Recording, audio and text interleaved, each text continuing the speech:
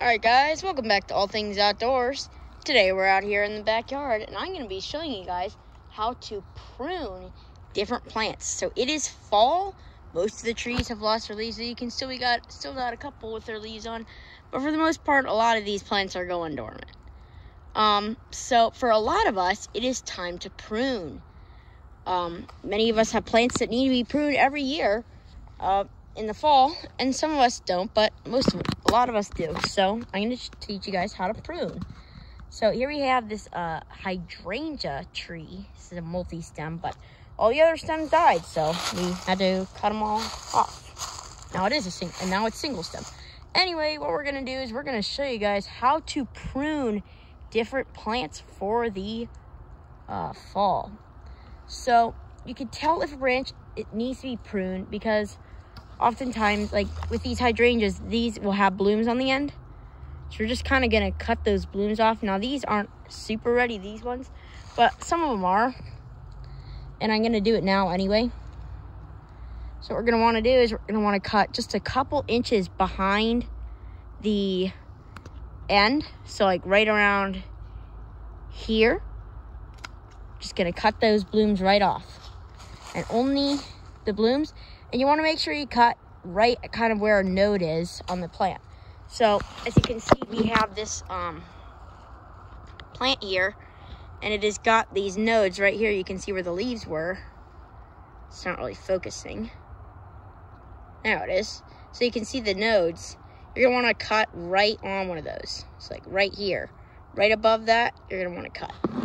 You're going to cut on the node. As you can see, it is working pretty well. And you really only need to cut off the bloom. So, you can see just the bloom. There we go.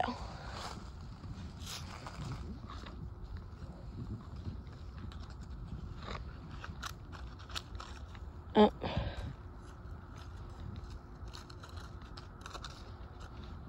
There we go.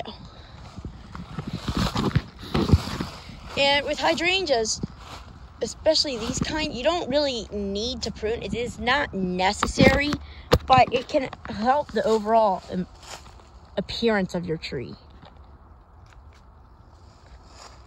So you don't need it, but it is recommended. I only cut off the blooms. What you can do with hydrangeas is you can actually pollard them, which is when you cut all the branches off all the way back to the trunk. I personally do not prefer the method of pollarding, as it kind of changes the growth from more of a nice branchy growth like this into more of a stringy, long and leggy growth. So I generally don't pollard. But this tree has been pollarded in the past. But I do not recommend it for hydrangeas. For some plants, it is good. For others, it is bad. I would say for this plant, it doesn't really matter. It really depends on what you want your plant to look like. I personally want my plant to have nice branches, so I do not pollard. I just cut the blooms off. Now we have this bloom up here that's quite high. Try and cut it, and I got it. It's right up there, all the way up at the top. I got it off, so good to go with the hydrangea. The hydrangea has been pruned successfully. Now we're going to go around and see what other things need to be pruned, because there's probably quite a few.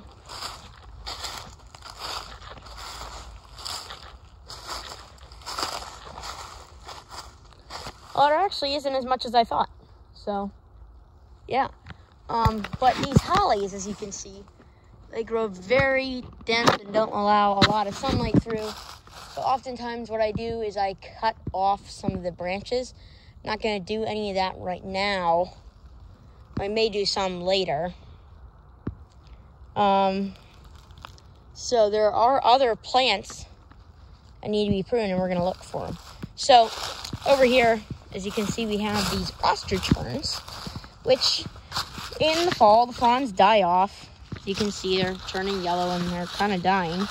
We're going to just cut those fronds off. That's all we're going to do. Cut them off right at the base so that you can have, and then in the springtime, these will all regrow, and it also helps make it, once again, it improves the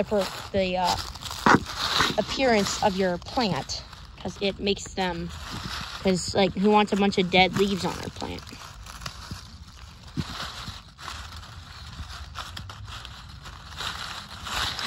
And when you're pruning these ostrich ferns, a tip is to make sure you're being careful, because you do not want to cut the main bud where the actual fronds are coming out of, because that will permanently damage your plant. Want to be very careful with what you cut to make sure that you are not pruning the actual main stem of the plant. Is why if you have a lot of leaves in your garden, you might want to brush them away from your plant before you prune it. So if it's like a ground-dwelling plant like these ferns, you might want to brush the leaves away from it so that you can make sure that you can see, so that you can make sure that you are not cutting healthy stems. You're not cutting the actual plant itself. You're not cutting the actual like root base, which will permanently damage your plant once again. Okay, you can see we have got this fern here, which is overall doing quite well. It will grow new leaves in the fall, in the spring. So yeah,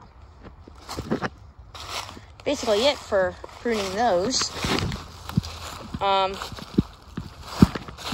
Another plant that a lot of you guys may have is lavender.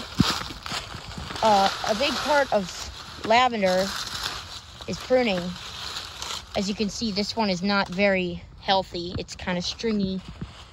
Overall not that good looking.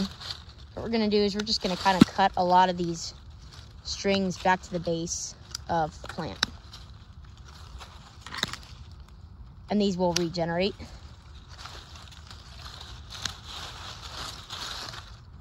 You can see, just kind of cutting them to be around 3 to 5 inches in length. And we're basically, what we're doing here is we're eliminating the ends of the branches, because as you can see, each branch, if you look at it, has kind of this central point here where it is growing out from.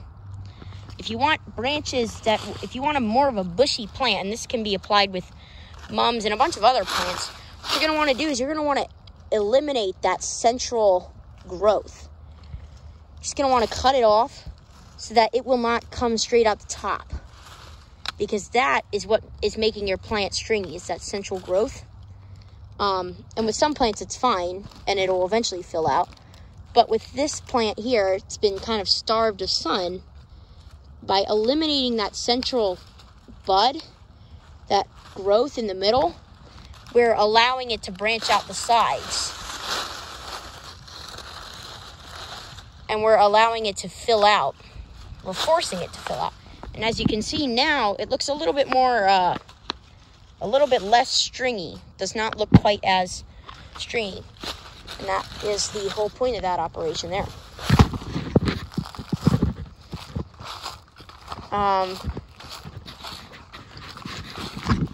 Don't have a whole lot. Really needs to be pruned right now, I'm pretty sure. This is my Japanese Viburnum, which I'm very happy with. As I got this from a clipping. It was a clipping, and I planted it. And as you can see, it's just flourishing right now. Look at this. It's only been in the ground for 2 years, and look at this. It's gotten so much bigger. We have got all these new growths, and it's really making me happy that we got this all from a clipping. Unfortunately, the original tree that it came from is now dead, but it will eventually come back. Or no, it won't eventually come back. But we still have a remnant of it. So it'll always be here. Around here, I don't really see anything else that needs to be pruned. So I guess that's going to be about all for today's video. So once again, be sure to like, subscribe, and turn on notifications. Be sure to put that down in the comments below saying that you did that for a shout out. We will see you guys on the next adventure.